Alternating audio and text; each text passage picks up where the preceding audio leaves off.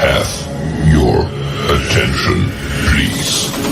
The show starts in 10, 9, 8, 7, 6, 5, 4, 3, 2, 1, go.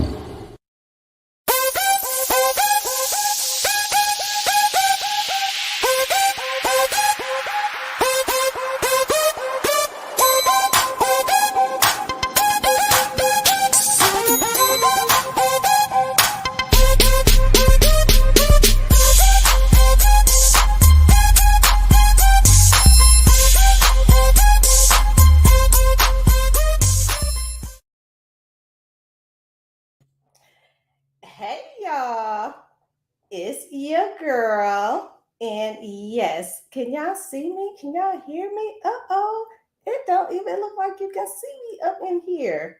Hold up, wait a minute, let me go. Uh-oh, hold on y'all. Woo, there we go. Hey y'all, it's your girl, and welcome to Tips Tea Thursday. Yes, what you sipping on today, huh? Let me see, huh? Here we go.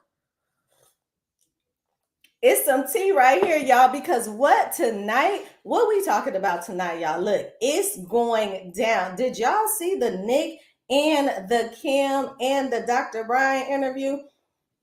Oh my goodness. Look, I talked about it on Tacos and Tequila Tuesday. If you did not see that, go back and see that. But what's up, y'all? It's your girl tonight. What are we talking about, y'all? We are talking about unlearning parental patterns. Y'all, how your parents views relationships, how they affect you and your future. What? We got things to discuss, y'all. Know what? We got stuff. Hello to discuss tonight. So grab your tips and your sips. Hold on. Grab it. All right. If you are new to Tips Tea Thursday, all right, type in #tips. Why? Because I want you to grab your notebook for your tips. All right, that's what you're going to get today is some tips, some keepsakes, and all of the above. But if you are not new, and if you have been up in here getting tips tea with your girl, type in #sips. You already know.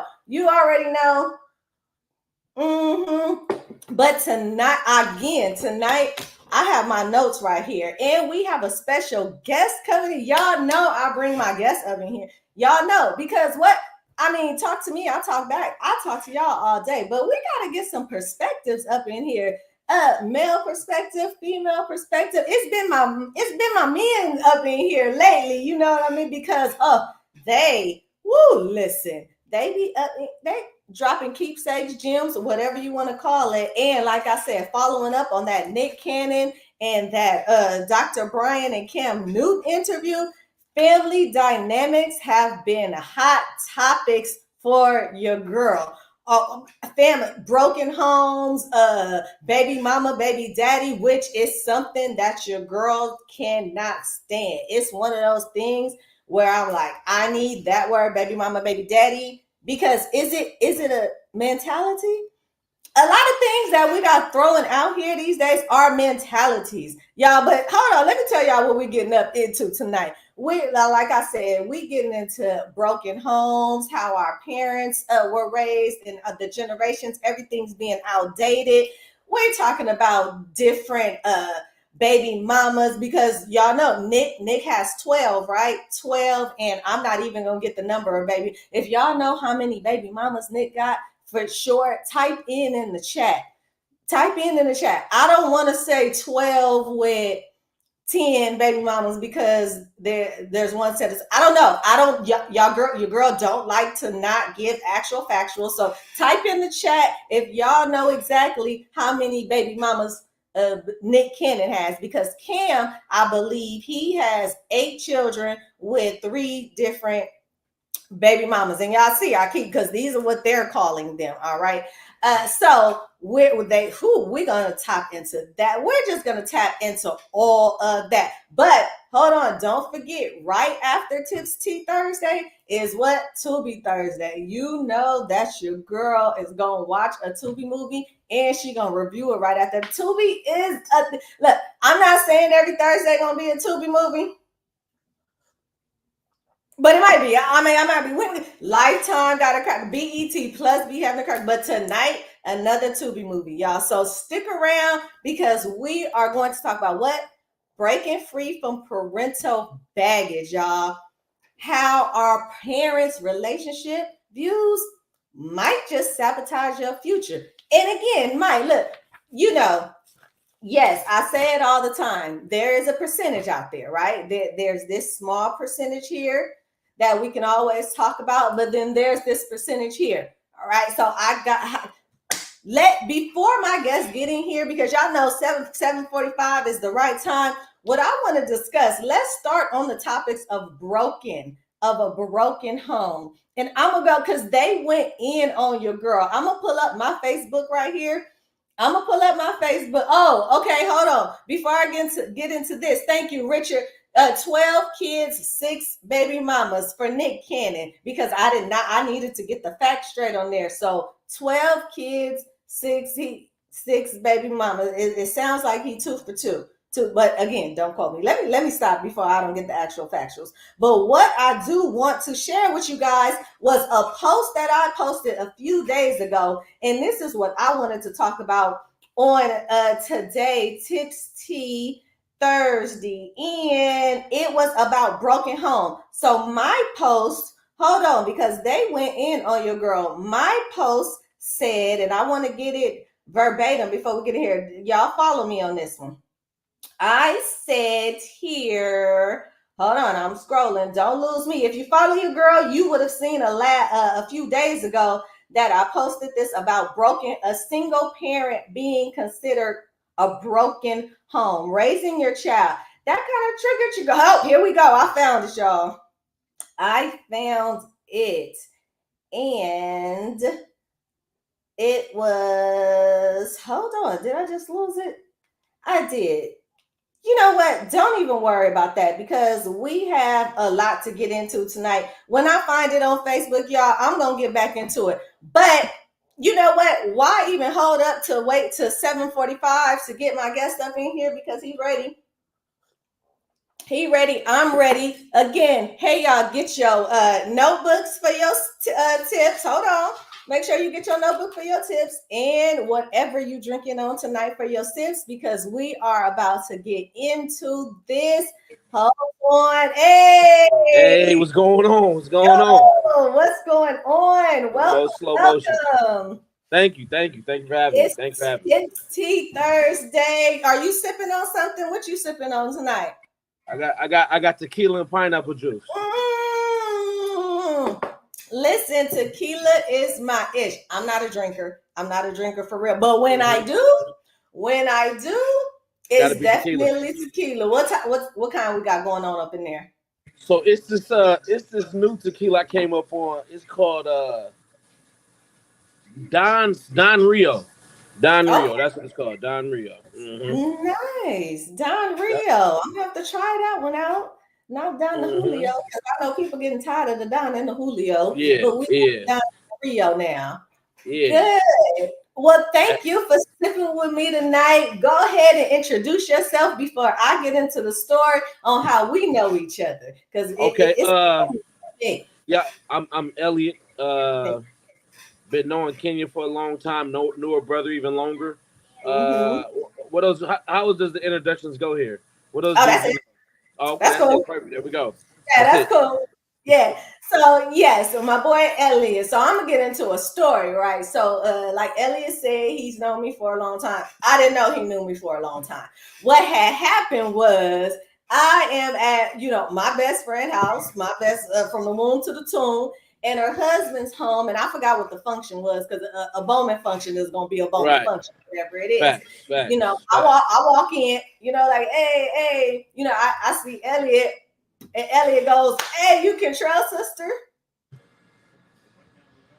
Like, when did I become Control's sister? Like, it used to be, the other way, or he used to be Kenya's brother. You know what I'm saying? So Nah, at what point you've did been I that. become Been Control's that. Been that. That it's been that. Mm-mm. hmm Mm, Since yes. sixth grade, you've been No. this control See? sister. Man, so that's where we are. And then we are here today. I truly appreciate it once again. No And problem.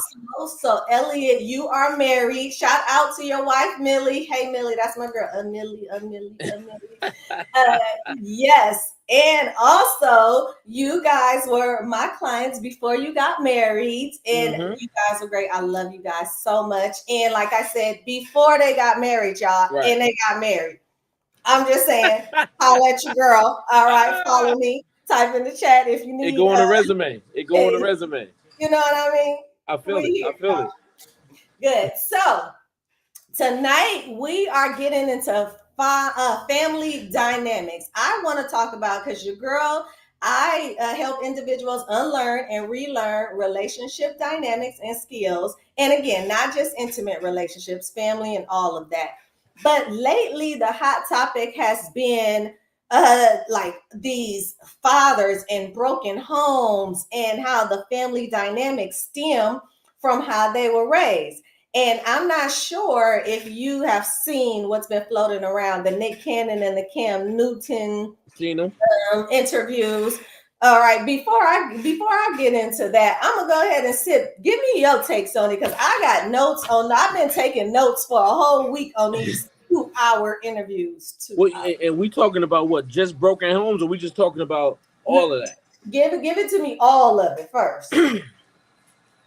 Honestly, man, I feel like I feel like we kind of going outside with Cam and Nick, because I feel like they're saying a lot of things that in practicality don't make sense. Okay. Like I don't think you can successfully parent multiple kids in multiple homes to the level or of attention that they need, unless every partner that you chose to have a kid with is just like spectacular, off the chart, and going above and beyond. Now, obviously, financially, they can support all of those children, but it's a lot more to it than just finances, because it's a lot of nuance. It's a lot of things going on that your kids get exposed to, that when they're missing that parent, I don't really like using the word broken home, Right. but it does make the math harder, and it's not just financial math, right? Because I was talking to my wife about this, because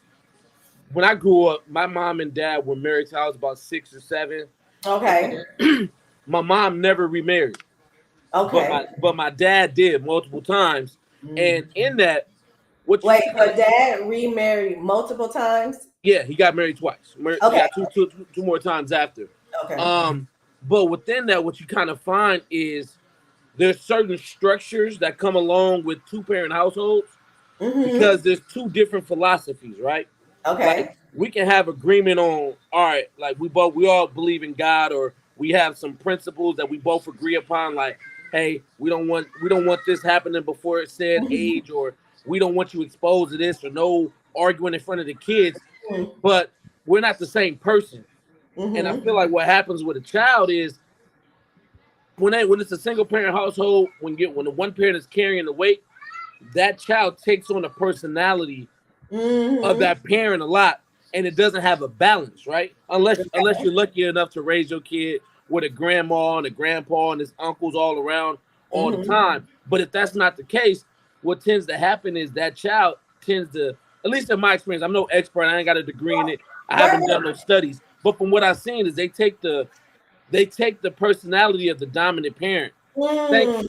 You know what I mean? And so what I would say is they're walking a very fine line of bringing a lot of kids that have half of the information. Half of the information. That is good right there. And it's good that you bring that point up, because here, and I kept trying to search the post that I think it was probably Sunday or Monday. I posted like, I appreciate the discussion that Kim and them had, but I would love for us to stop referring to single parent homes as broken homes. Right. Oh, Facebook went in on me, and I was trying to pull it up to give some of the comments there, but I can't, and I don't want to spend too much time on it. But we're going to get back on that. Right, I started that because in my own personal experience, I experienced both on two different ends. You know, grew up in a 2-11 parent home. Yep. You know, I mean, and when I say loving, and that was the thing about a single broken home, is because you can have two parents and still have a broken home. That was the point that I was trying to make, is identifying a single parent. But I grew up in a loving 2-parent home, but I raised my daughter in a single parent home. For the reason of being that I knew I didn't want to be with him. And I have a series on YouTube, right? My YouTube channel called I Didn't Choose Him and It's Okay, outlining how it's okay. I knew I didn't want to be with him for the rest of my life, right? So everybody go check that series out. It's 3 parts now and still more coming.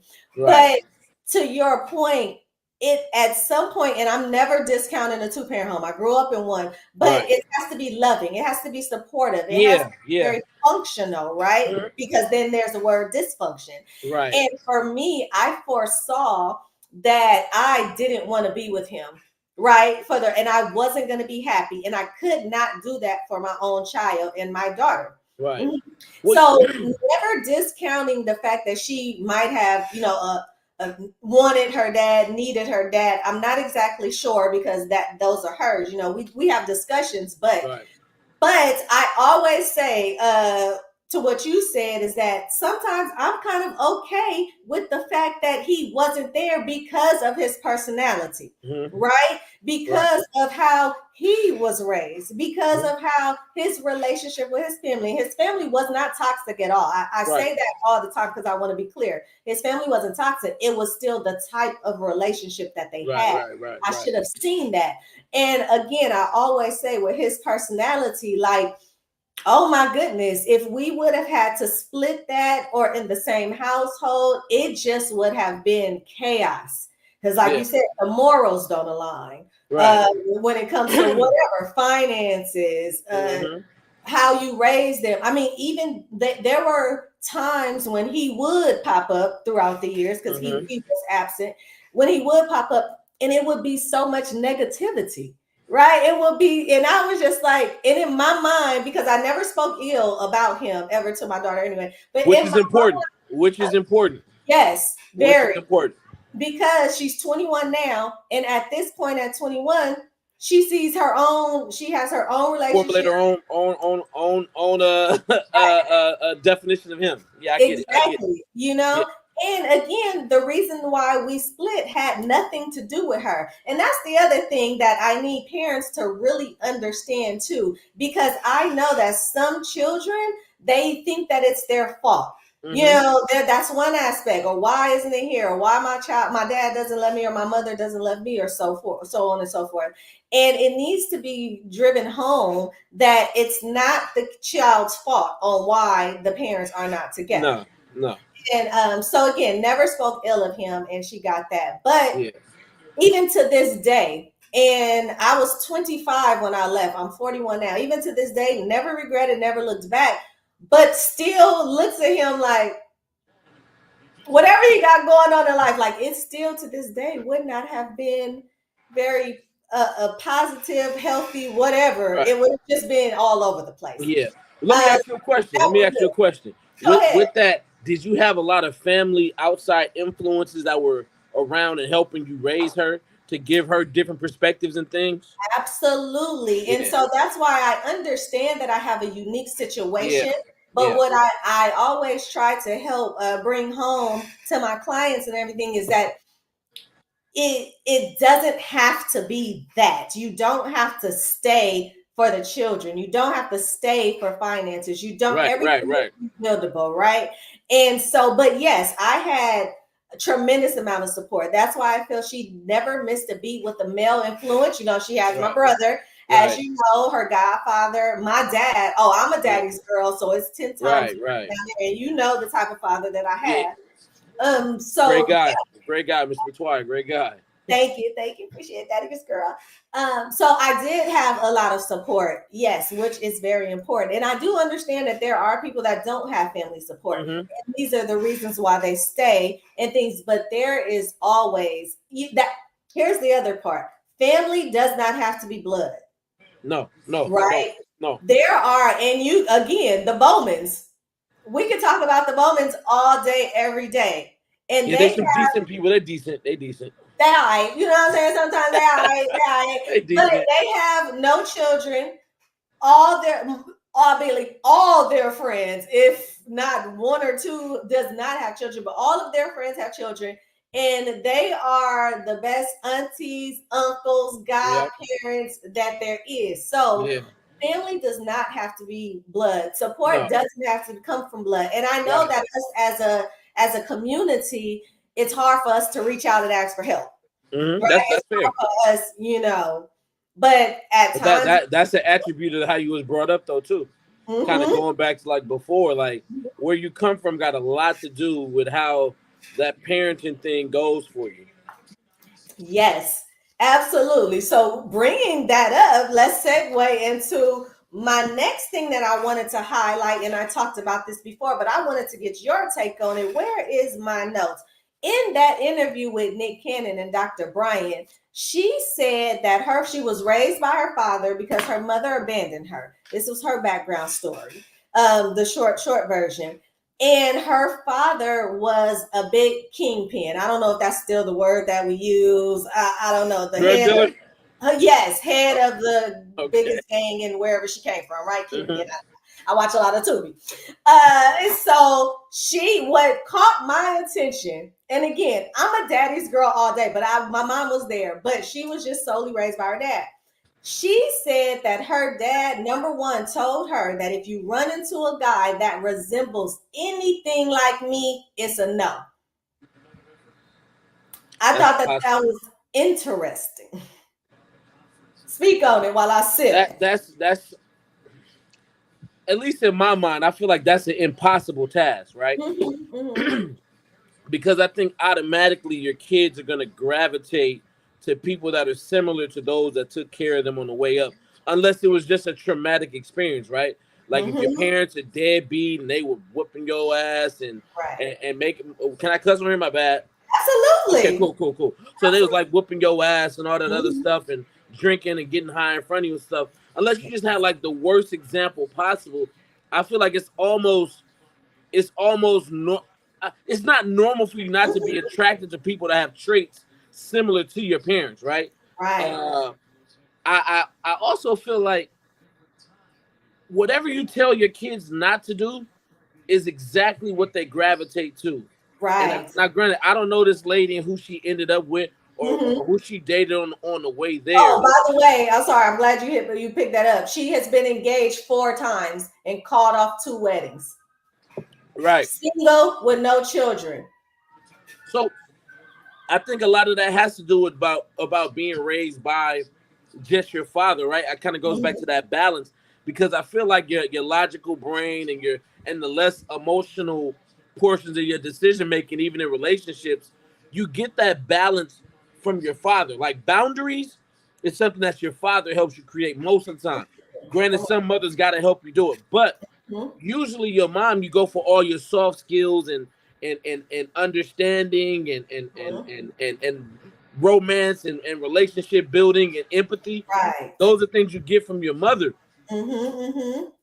Being engaged 4 times mean that you're looking at relationships as transactional to me. It's a transaction because to me there has to be some kind of empathetic portion of a relationship, right? Because you can't expect your partner to be perfect when you meet them, right? There's gonna have to be some concessions where I assume growth or I expect growth, right?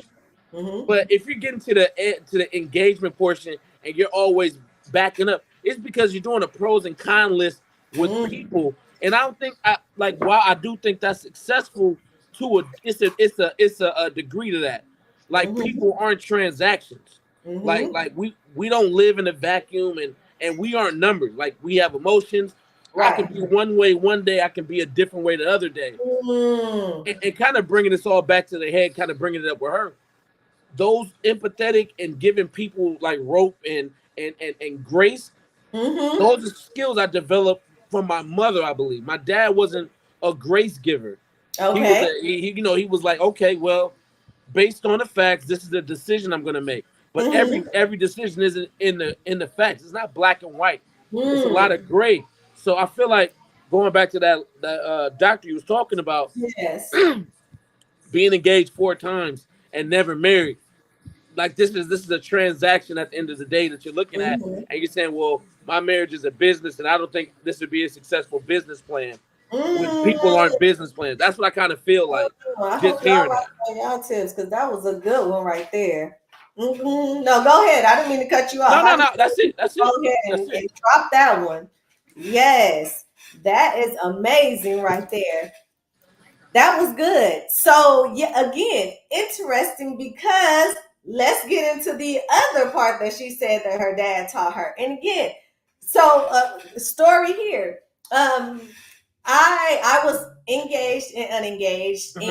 and again, it didn't work out because of his personality. It was more about his personality, and I didn't get into it a part in the series, but there was no cheating, no fighting. He did not raise his voice. He was not that type of person. Right, right, It was his personality. We were not aligning, and I could not do that, right? right. And when I think about the guys that I am mostly aligned with, and I'm not going to say attracted to because people use that loosely. Attraction, you're attracted to everybody. Attraction is temporary. So I'm not going to say the guys that I'm attracted to because I've attracted some guys, Right, right? right, But right. the one that I feel that was the most, aligned with me, and he was very similar to my dad. Right. Very similar. Yep. And dare I say, that is the only guy that my dad ever liked. Period. You know what I'm saying? So I'm with you on how that's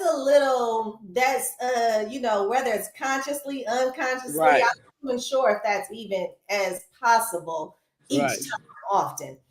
But the second thing that caught my attention, type in the chat. I mean, look, because me and Elliott is on one, y'all. We got Facebook, Instagram, YouTube up in here. Type in the chat. Let me and Type in Elliott the know chat. how y'all feeling about this. Y'all want to call in? I'm going to put up the number in about 2 minutes, and y'all can call in. Let me and Elliott know what y'all got going on up in here. But the second thing that she said that her dad told her was, God made 3 type of men. Follow me on this one, Elliott. He said, number 1, an excellent father, but a horrible husband. Or number 2, an excellent husband, but a horrible father. Uh-huh. And if you're blessed, you get one that's both. Right? Then, hold on, because then he says, but if you must choose one, go with the excellent husband and the horrible father, because a man will only love his children to the extent that he loves their mother. Did you get that? Did you? I got it all. Okay. That's just another episode of niggas be saying shit. Nigga, what? Niggas just be saying shit. Never Like, have I ever on Tipsy Tuesday, Tipsy Thursday looking to have almost spit out my teeth. Elliott. wait, what? Hey. See, this is why you have to vet the shit your parents say. Okay. Your parents are gonna tell you a lot of stuff that you're gonna go back and you're gonna regurgitate. Yes. And niggas is gonna look at you and they're gonna question your credentials. Because now that she's a doctor, that's crazy. Listen. If she held on to that ideology her whole life, that's why she had 4 engagements and didn't get married. Because she's tripping.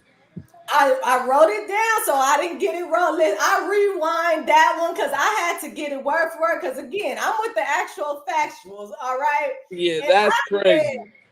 I said, what? But hold on, because your girl, look, I always got to be transparent and say what I got to say. Now, on the flip side of it, I did think about it for a second. And let me tell you why. Okay. I personally have now she said husband. Her father specifically said husband. Again, Mhm. I was engaged and unengaged. Mhm. But I have always believed that the reason why my daughter's father was absent was because his fatherhood was based on how he felt about me. His fatherhood was conditional, right? That I did Right. feel, because here's the thing. When I broke up with him, and he literally went around the corner, and I'm not exaggerating. His mom lived, or we could have walked. I could have put my daughter on a tricycle and took her over there, and he was gone. But when he decided to come back, it was when he got another girlfriend, because she was asking for her. And again, I'm gonna get into this whole segment later, and all that. But then broke up with her, gone, Right. until he got with another girl. And then that's when I was like, hold on. Hold on. Like, we're not gonna do it. So I did always believe that his fatherhood was conditional. Right. But if I had to choose, so again, we're just talking about, we were not married. He's Mhm. saying husband. She specifically used the word husband. Choose the husband and the horrible father, because a man will only love his children to the extent that he loves their mother. That's crazy. That's crazy. Like that's almost like some that's some narcissistic shit. To- Okay. So to be like, I'm gonna choose a dude that's an excellent husband but a terrible father, Mm-hmm. then what's the point of bringing kids in the world? What is the? I hope y'all got y'all notebook for y'all tip, because you see your girl writing tips herself. What's But the point? but the thing is, I just don't agree with it's only like three archetypes of husband and partner or whatever. Because I Mm-hmm. feel like all of that shit is a journey, right? Like you're not always gonna be as good as you are every day. I'm not the best father every day. Right. I'm not the best husband every day. But Mm-hmm. these are also titles that you don't inherently have skill in, right? It's not something that you just wake up one day, oh, I'm gonna get married and now I'm a good husband, I'm a good father. Like Right. like you got shit you got to work through that's personal to you, through therapy and everything in between, that Yes. you got to get better at before you start talking about me rating myself if I'm just a father, because that's just reducing what the man could be. Like Right. you can only be this or you can only be that, and that's it until the end of time. What kind of closed-minded bullshit? Like I think, like I said, I just feel like it's a reduction of who people are. But that's what I'm saying. A lot of men, and even myself in certain situations, just not that one, they look Mm-hmm. at things black and white. Yes. That shit is very gray because Listen, I like I posted about that on Facebook. Oh, I wish I could get access to these. I just be going in, but go ahead. I'm yeah, sorry. I like I said, I just feel like people are seasonal. Like I do think we got traits inherent that for the most part won't change. But a part of being human is that you're adaptable to anything. Like Yes. I can put you anywhere and you'll figure out how to survive or you die, right? It's Mm-hmm. the same thing with relationships. You are seasonal to the relationship because the relationship is not always the same. Mm-hmm. When I first started dating my wife, we weren't at the same place that we are now. I Right. wasn't the same person that I am now, and Mm-hmm. vice versa. It's things I've learned since then, and there's also things that have degenerated since then Yes. because maybe we don't need this or this isn't helpful, or maybe I thought it wasn't helpful, maybe she did find it helpful, and maybe some shit that we're gonna go through therapy one day and find out Mm-hmm. I gotta bring back. But to just say, hey, he's either a good husband or a good father or he's both, it's some dumb asinine shit. Mm-hmm. Because maybe you are both one day, maybe you're one other day, maybe you're one another day. But you can't just reduce me to three options and that's just who I am. Period. That's And dumb.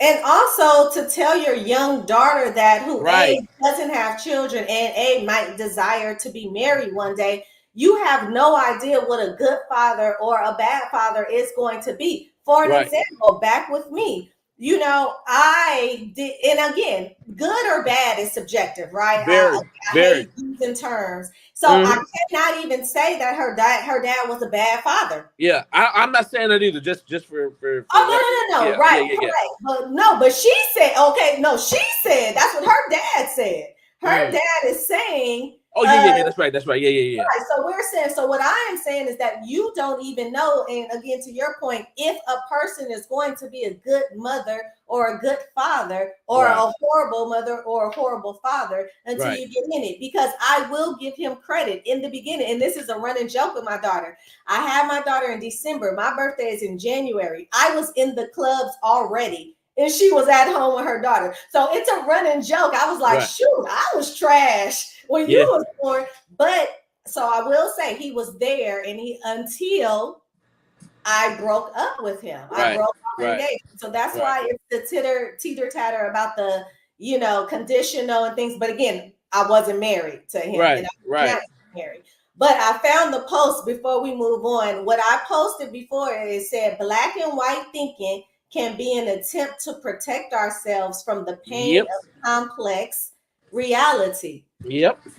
And I mean, and I gotta imagine being a drug dealer for your career has to come with very severe boundaries, right? Like you can't be gray when you in the street. I'm sure as a person, as a nigga that wasn't a street guy, nothing like that. Right. I can only imagine, you know, looking over your shoulder, don't know who you can trust or who you can't trust. So instead of trying to populate all of these different categories, you put people in two categories, either you with me or against me, or however that's going to work, because you don't have the time, bandwidth, or the presence to be everywhere at once or be everything to everybody. So I can understand how a person like that will see things in black and white, kind of similar to like athletes.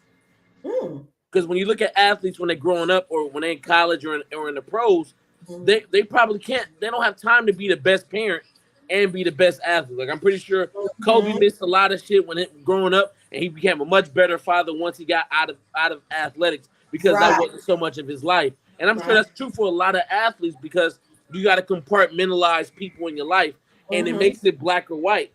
I don't have that problem. Like, you know what I'm saying? I have the time to be there and kind of define relationships as they progress and as they change. And maybe that leaves you open to being hurt more, or you have to give people more time than they deserve. But I think you end up having a more well-rounded thought process of how people work. Because it's like those people say, oh, everybody, if you're fat, you're lazy, or if you didn't go to college, you're dumb. Like that's a reduction of the process of living as a human. You know what I mean? Oh, that's crazy, because again, it's, you know, Facebook goes, and me and Facebook go in as a different platforms, a different. And about a month or two ago, one guy stated that us black people are failing because we don't have degrees, and you know, because everybody was saying life is ghetto right now. Adulting is ghetto. So his comment was, oh, if the black community had more degrees. So I said, hold on, because I have 2 degrees and my daughter just graduated from college and got hers, and life is still ghetto. Still ghetto. Right? Still ghetto, because at the end of the day, you still a nigga. He said, you simple, and you see, he went in. I was like, okay. Because it's facts. It is definitely facts. I don't care how, you know, and one thing I wanted to hit on what you said was that about giving it all, being a parent. So for me, your girl been doing this since 2016, Kenya's Keepsake, but it was all more one-to-ones and my catch and keep mixers once a month, because I was raising my child. You know, I'm the type of person, I give 100 to everything. You know, I'm not, don't half-ass nothing, put your whole ass in it. And so once she went off to college, I got her off to college, and she did what it did. Now I'm able to open up Kenya's Keepsake Enterprises, do everything and be more out there. Because it's about the split time. And you know what? We're talking about our black communities. You know, people be talking about the white people. And you gotta think about it. You see it, they hate their parents. They on some other type of drug. My daughter wanted to go to a predominantly white high school. She was that smart, off the charts, and I was like, them different kind of problems. Them, I don't need you pulling up in the convertible, and Karen got you in some trouble because I ain't got the lawyer money. We can't help do that. So where you going is to Sarah. Shout out to Sarah, which is a great private school. Junipero Sarah. Yes. Gardina's finest. And we're here, you know. But again, before we get into it, the other thing that I wanted to highlight back, and it's not about Dr. Cheyenne Bryant, but she said, because you hit on it, she said that as a child, she could not walk in her house without somebody checking it every day. She said that it was guns. She said she was surrounded by all of them. It was one of them like, oh, before you go in the house, you can't do this. She said that was her childhood. That's traumatic. Mm-hmm. Well, I mean, I guess it's not traumatic if you're living with it every day, but I can imagine at the beginning, yeah, because you know, like I said, like you said, it's about perspective, right? Like I'm pretty sure a kid that grows up in Afghanistan and houses are getting blown up every day, that's pretty fucking traumatic too. Yes. You know, so but they're prepared for it though. Yeah, that's true. I mean, but I'm just saying, like, yeah, it's all perspective. It's traumatic, but I guess what you're saying. Oh, back to what you said earlier, adaptability. Are y'all y'all taking notes? Because I told y'all I'm taking my notes too. Adaptability. That's what relationships are about, and just growing up is about. Oh my goodness. Again, let me see. It's so much that I want to. You know what? What time is it? 8:11. Let's us go because I have different segments. But what I want to do right now is I do a segment where it's things that y'all need to stop saying because I am so tired of overused words. And I want to bring back the underused words. My favorite underused words is understanding. That's what I want to bring back. All right, forget all this high vibration, low, whatever it is. Right? But things y'all need to stop saying is right here. That's just how I was raised. Lazy. That's lazy. Listen, although I was raised in a loving two-parent home, I still was not. That's just how I was raised because it's a different time, a different dynamic. I look at my parents sometimes and be like, y'all little.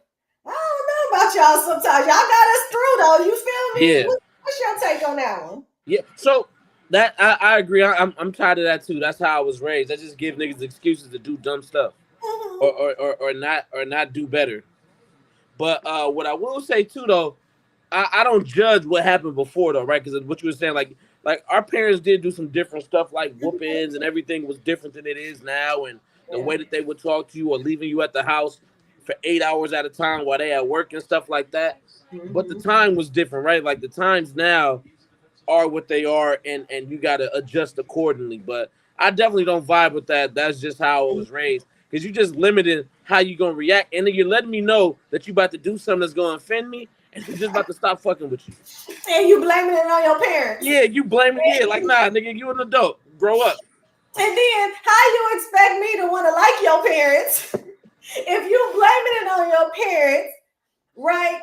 But the crazy part is those parents is different now, too. Like, you always see how your grandparents treat your grandkids compared to how they treated you. So your parents don't even act like that no more. Yes. Exactly. It's the elevation and the growing and the adaptability to everything. So that's just how I was raised. And I always say, and how is that working out for you? How is that working out for your parents? How did it? Because it goes back to that whole family dynamic thing. And so back to the broken home thing really quickly. Let's go out of let me see that's just how I was raised, because that right there honestly is a thing that destroys relationships too. 100%. Well, especially when it comes to conflict, and it's like you said, lazy. You don't want to self-reflect, right? You don't want to. Oh my God, this was a good point. So last week, I had another guest on there. Shout out to my boy Mas, and we were talking about something, and my mind went blank.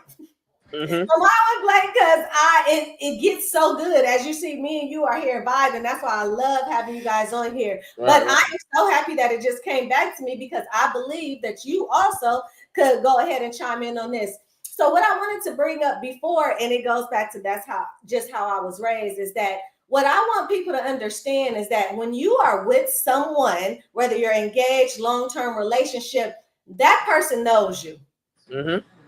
Okay, so something else, and I don't have time to type it in here. Another thing we need to say is you don't know me, or you think you know. That person knows you, right? So therefore, when there are conflicts arising and some people get defensive and want to throw out, that's just how I raised and don't want to self-reflect, that is actually offending your partner. 100%. Or your mother or whoever it is, right? Because your family members know you too. Right. And so if there's something going on with you and there's it, they know. They know. Right. So don't get defensive. Don't throw that out. Give some tidbits on that, because that happens quite a bit when conflict and when someone is trying to correct the other person. And I don't want to use the word correct, but it is what it is. It's highlighting. Let's say highlighting something. I feel like a lot of times I feel like everybody knows their partner, right? And you, but the thing is, I feel like a lot of times people even in relationships don't like vulnerability, right? Yes. Because it takes some vulnerability to admit that this person knows me, knows my quirks, knows how I react to stuff, can kind of beat me to the punch before I get there. You know what I mean? Like, because you've been around this person long enough to kind of pick up on those things. Right. And there may be things that your partner doesn't know about you. Like I always feel like you know your partner, but you also don't know fully what they're capable of. Right? Because you have like, while you've seen them in a lot of situations, maybe there's a situation that y'all haven't groped yet that makes that come up, right? Yes. But in that partnership, I think you should let me know if you're feeling like this is some shit that's about to trigger something that I've never seen before. Right? I feel like accountability, responsibility in that scenario is important, right? Like I feel like going back to what you were saying, like, you don't know me, it's very disrespectful. Because you just kind of throwing out anything that I'm saying, even if it may be valid, like it's a defense mechanism. Like, you don't know me. Oh, okay. But I also do still give credence that there are things you may not know. Right. There are maybe things that they holding close to the chest. And like I said, it's only really important to come up if it's something that's gonna impact us both in the moment or in the future. Like, hey, I never told you that I used to grow up over here and I did X, Y, and Z, and now it's coming back, or yada yada yada. You know, so those kind of things that you don't know are and some of those aren't even character trait or personality based. It could just be an event that happened way before you that they decided to bury. If it comes to a point where I have to know, it's on you to let me know. That is good. Type in the chat again. If you are new to this Tips Tea Thursday, get tipsy with me, type in #tips. Why? Because I need y'all to be sitting here writing down y'all tips. All right, because that's what we do here. But if you are not new and you're an OG, type #sips, because that's what y'all do. Y'all sip with your girl. All right. But that was a great point. Oh my goodness. I wrote that down. And a lot of people bring up stuff just because they just bring it up. They feel like they want to highlight something, pull out something of them. But that is an amazing tip. It should only be brought up if it's going to affect both of you guys in the relationship. Not just because you feel something about the other person, because like Elliott said, you don't know what that person is capable of. You don't know what they're silently going through. And you can't help everybody with everything. Exactly.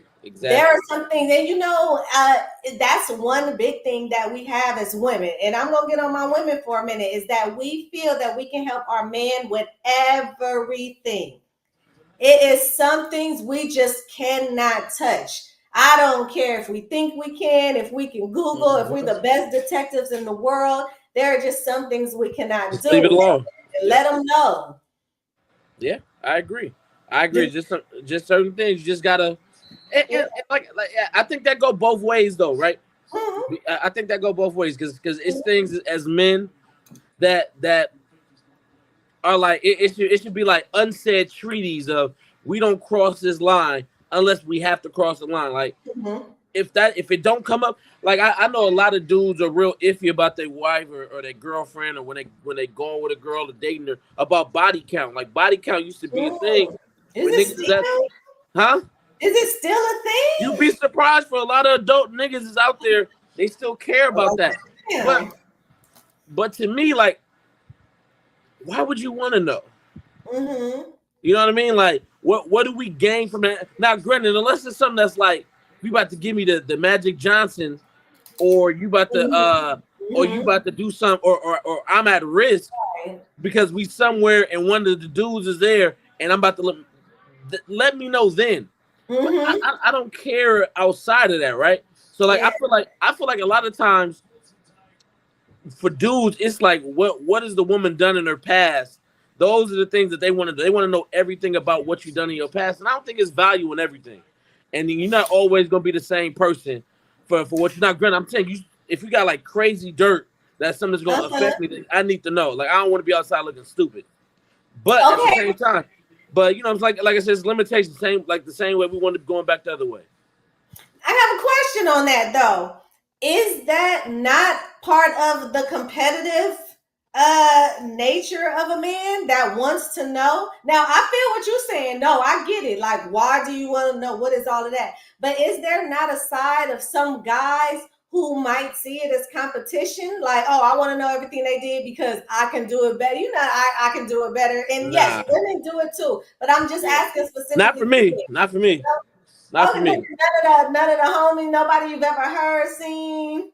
Just wondering. Not when you talking about like your wife. You talking about like your wife or your girl? Like, nah. I can't see it. Like, to me, that's an insecure nigga. Like, if you gotta ask, like most niggas, I feel like that ask that question, they feel inadequate in some way, shape, or form, right? Mm-hmm. Like I feel like that's the way when you trying to measure up against somebody else. Like, oh, how'd he do it? Well, I can do it.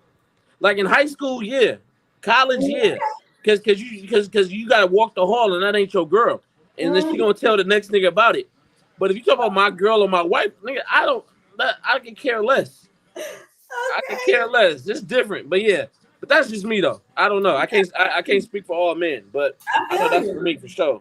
I feel you. That's good. No, yeah, that was just a question. Again, type in the chat, y'all. If y'all what's y'all take on that one? Let me see. Oh, last, because this time always flies by. And right after this, I get into Tubi Thursday, where I watch a Tubi movie with y'all, and then I do the review because I love my Tubi movies. But it's always a good time. Are y'all tipsy yet? Let me know. Type in the chat. Are you tipsy, Elliott? My drink gone. My drink gone. My drink gone. I'm still sipping, okay? So look. The last thing I wanted to touch on, and again, it's not specifically about those interviews, but there was so much. You know what? The reason why it's so much that was pulled out of these specific interviews is because of the people, the audience that just idealizes these celebrities. You know, right. And it was good for them to actually speak. And again, so many notes because each interview was 2 hours. Your girl brain was like, okay, hold on. Yeah, that's a lot. But you have children. Again, I have one daughter, 21. You have children. How many do you have again? I got 3. 3. And one boy. 1 boy, 2 girls. 15, 11, 4. Yes.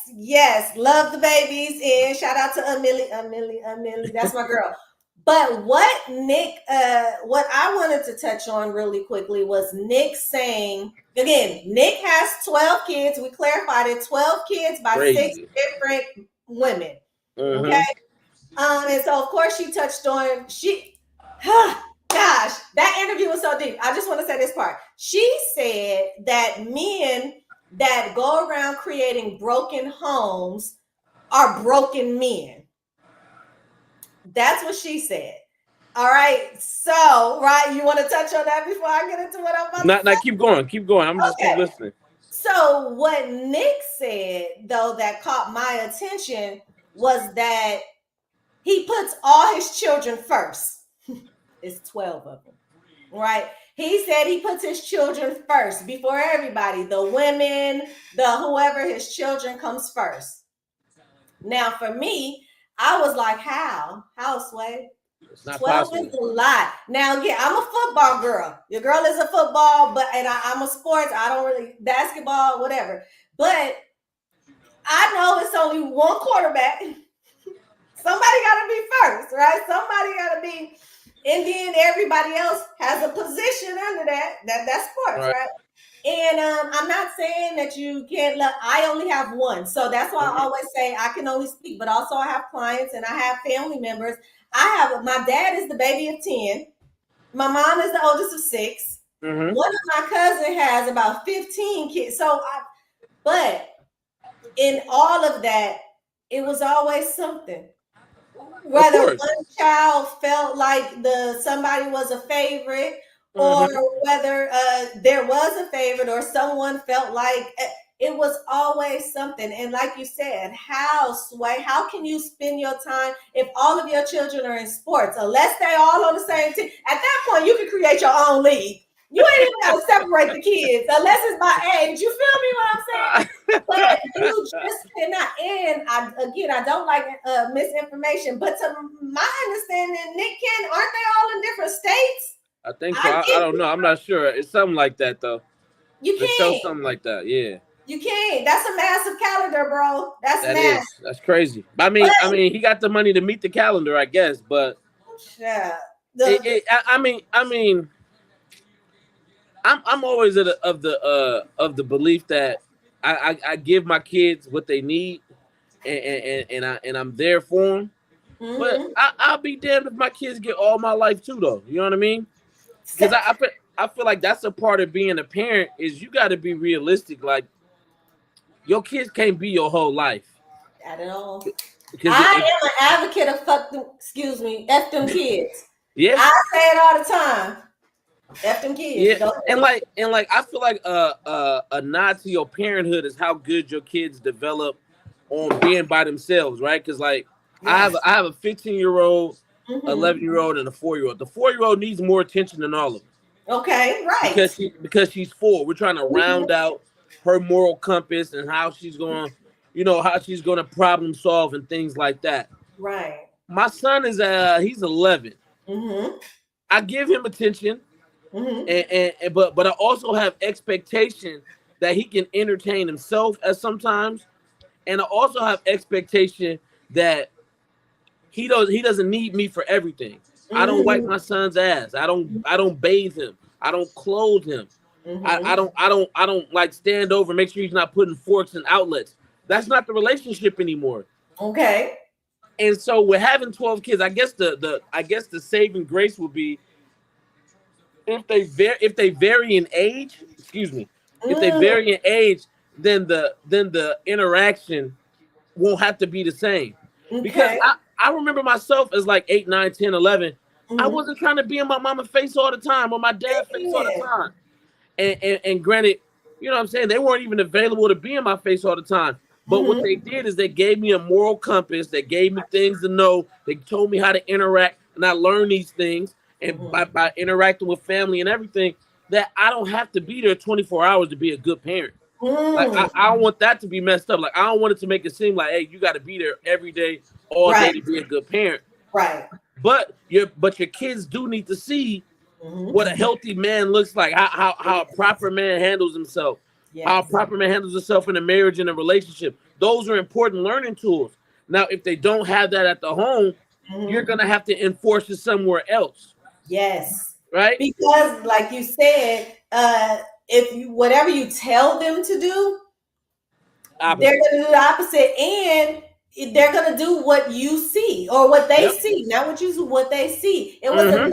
I usually do a segment, social media shenanigans, but I did that the other show. It was one clip that the guy was saying that sometimes mothers want their sons to be men that they don't even have in their beds.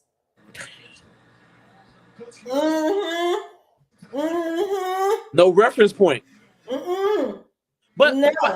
So here's something though, right? So I thought about this before. Like think about like a lot of great people. Like think about like LeBron James, actually most of these people are black people that I'm thinking about, which maybe is a trigger. But a lot of great people come from broken homes, right? Right. Because I'm sure that there's some kind of resilience and scar tissue that you build up by being in a fucked up situation. Well, my children.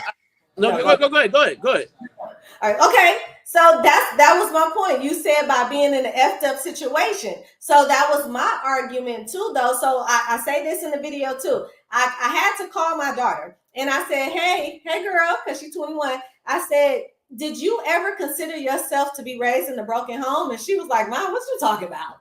Right. I'm like, okay, exactly. So I was like, have anyone outside in the environment ever told you or referenced that you? She was like, no. Like, that's my point, right? Yeah. And I always say, I look at my ROI, right? My return on investment. My daughter is amazing. You know, not perfect. We're not, but my daughter's amazing, college graduate, part of a sorority, and talk about that resilience because this is all over time. Out of a single parent home. Right. And to come to my daughter one day, for anybody to come to her and be like, oh my God, you're a product of a broken home.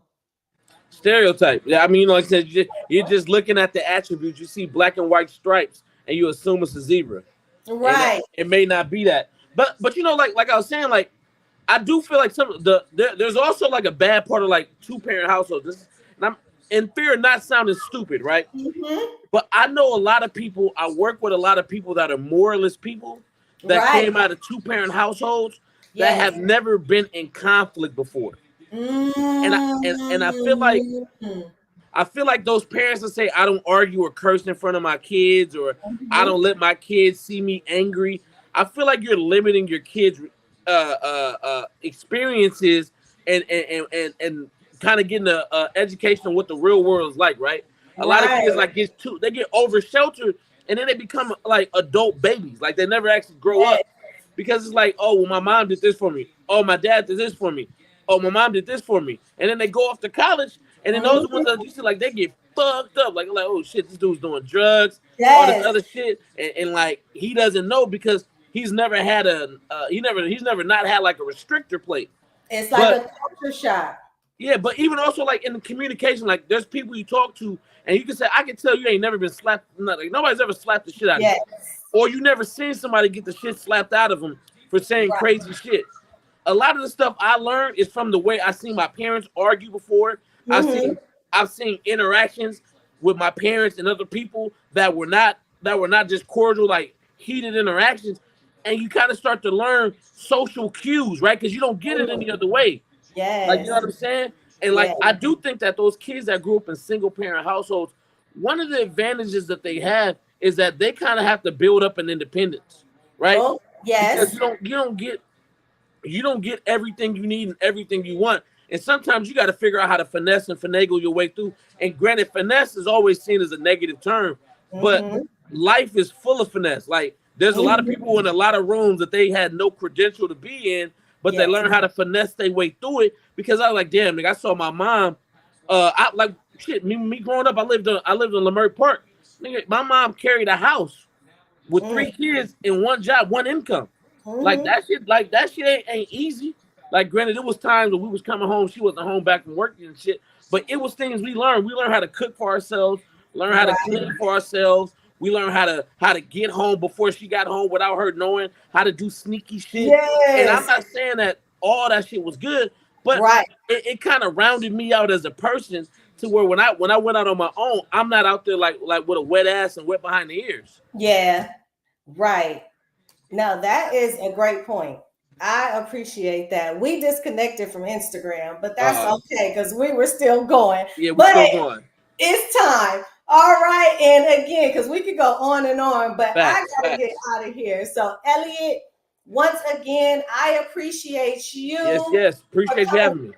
Yes, it was so great. And we can do this again. If you are down for any other Tips Tea Thursday, let your girl know and you can come back. Because like I said, it's so many notes and so many topics. I had things that I wanted to discuss and I couldn't even get to it. But you are amazing. And I hope to see you guys out to one of my events. I loved you guys as clients. I'm so happy you guys are they married y'all. They's married, y'all. All right. So have a good night. Do you have any takeaways before I go ahead and get off? I appreciate you having me. Great platform. It's good to have these conversations. I think they're important for point of view. Like I said, I learned a lot. You know what I mean? I feel like it was a good conversation.